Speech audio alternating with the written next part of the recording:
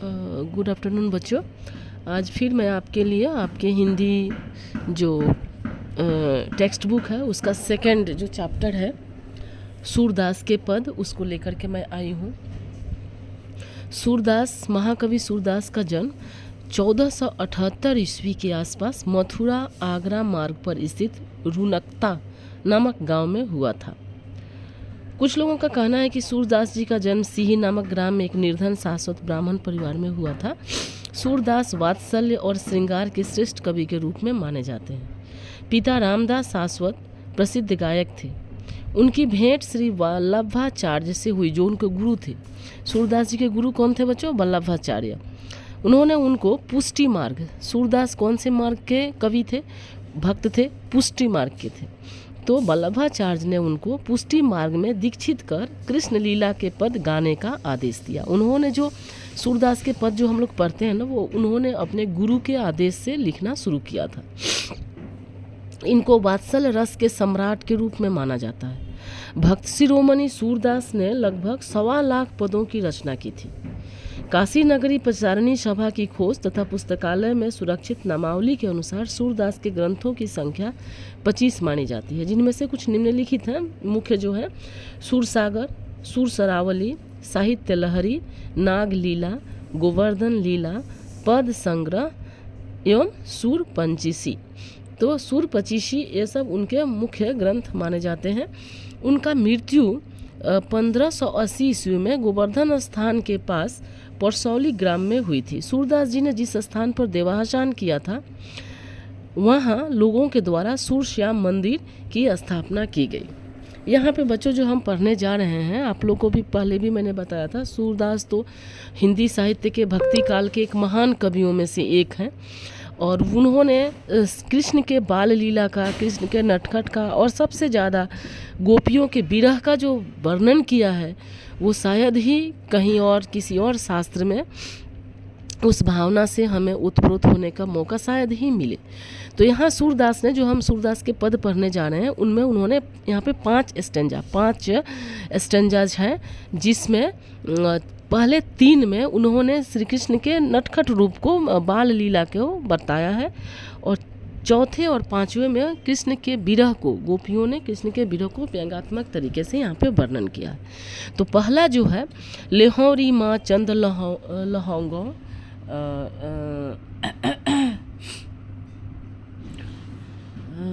लहौरी माँ चंद लहौ, कहाँ करो जलपुट भीतर, को बाहर बेहों की गहों, यहाँ तो झल मलात झक झोरत, कैसे केजच होंगो, वह तो निपट निकट ही दिखत करज्यों होनर होंगो, तुम्हारो प्रेम प्रकट में जानत, बौरा ए न बहोंगो, सूर श्याम कहे कर गही लियाऊं, ससितन ताप दहोंगो।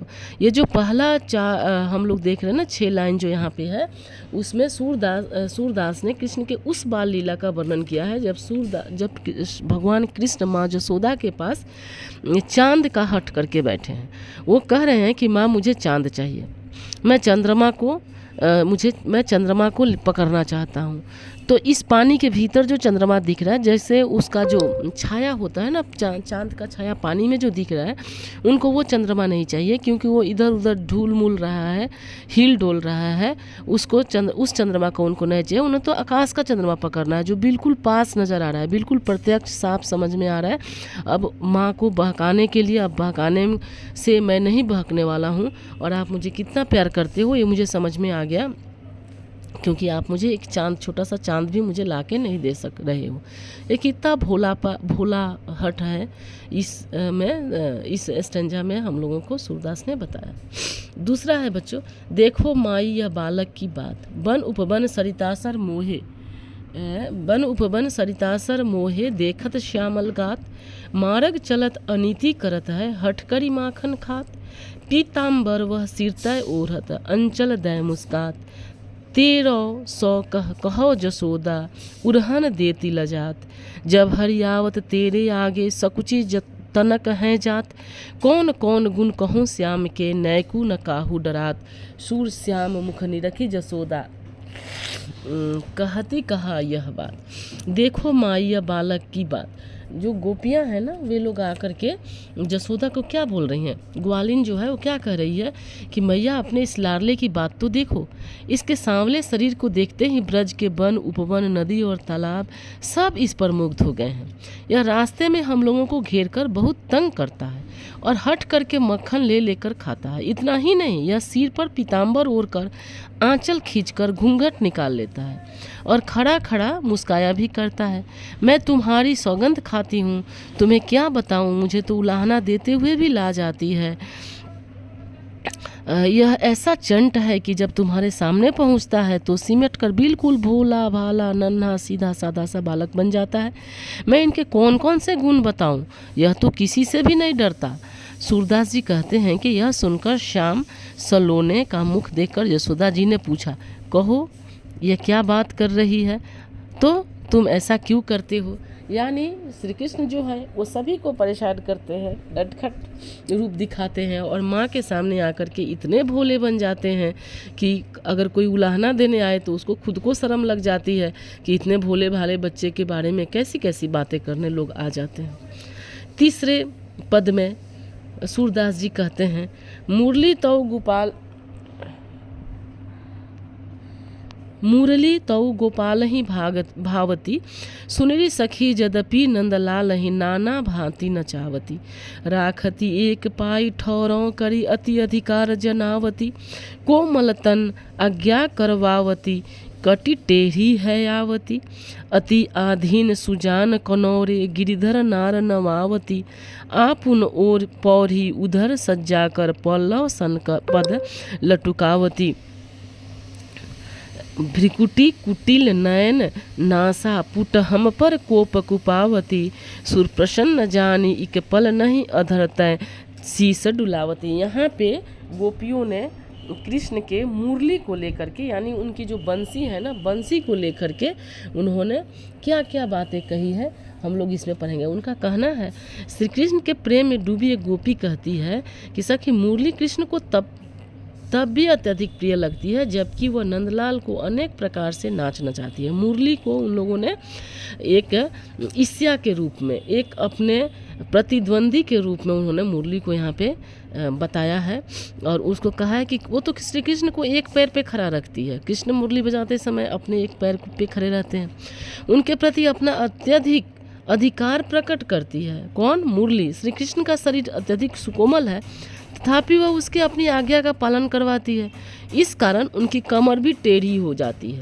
श्री कृष्ण चतुर होकर भी कृतज्ञता के कारण मुरली के बस में होकर उसके सामने अपनी गर्दन झुका देते हैं और वह स्वयं उनके अधरों की सस्या पर, यानी उनकी होठों पर लेटकर उनके पल्लव के समान काफ़ी कोमल उनके होठों पे हाथों से अपने पैरों को दबवाती है। यह टेढ़ी भौम है, नेत्र तथा फरफरते नासिका पुटों से हम पर क्रोध प्रकट करती है। गोपी कहती है कि मुरली श्री कृष्ण को एक ही क्षण के लिए भी प्रसन्न जानकर धड़ से मस्तक तक उनके संपूर्ण शरीर को हिला देती है। यानी यहाँ पे मुरली से उन लोगों को श्री कृष्ण की बंसी से गोपियों को ईर्ष्या हो रही है कि वो श्री कृष्ण के इतने करीब कैसे है, श्री कृष्ण उसके लिए क्या क्या परेशानियाँ सहते हैं, श्री कृष्ण से उसका इतना जुड़ाव क्यों है। तो इस बात पे यहाँ पे हम देखते हैं कि उन गोपियों का ये है। अब हम देखते हैं इसके बाद जो है जो चौथा जो स्टैंजा है, चौथा जो पद है, उसमें श्री कृष्ण क्या कहते हैं,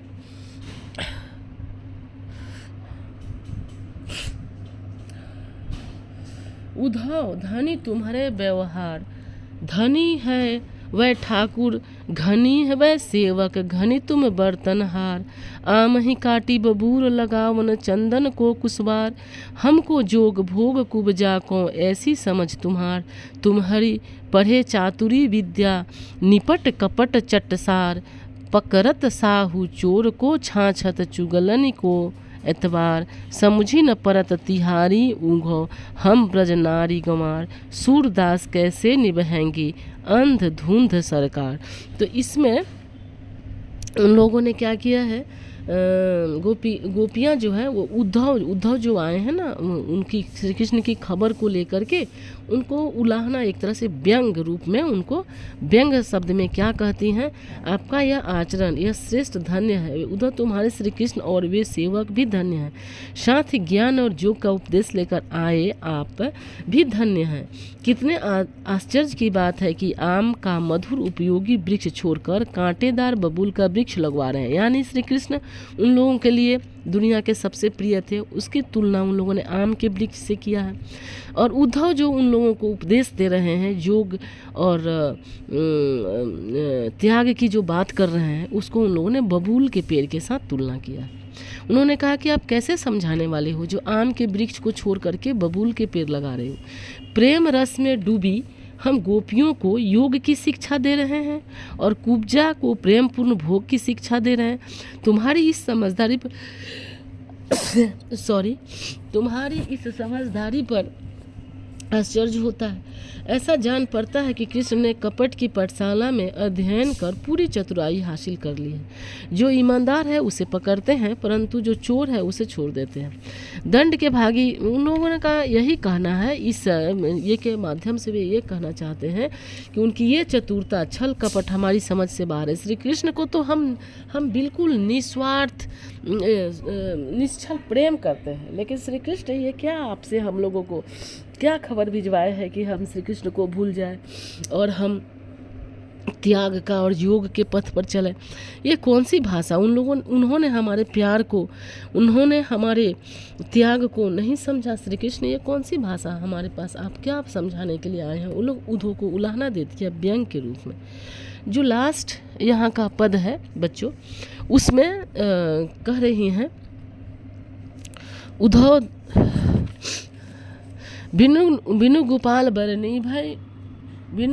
बरनी भय कुंजय तब ये लता लगंती अति शीतल, अब भय विषम ज्वाल की पूंजय, वृथा बहती जमुना खग बोलत, वृथा कमल फूलय अली गूंजय, पवन पानी धन सार सजीवन, दधिसुत किरण भानु भई भूजय, ए उद्धव कहियो माधव सौ, मदन मारी किन हम लूजय, सूरदास प्रभु को मग जोवत अखिया भई बरन जो गूंजे।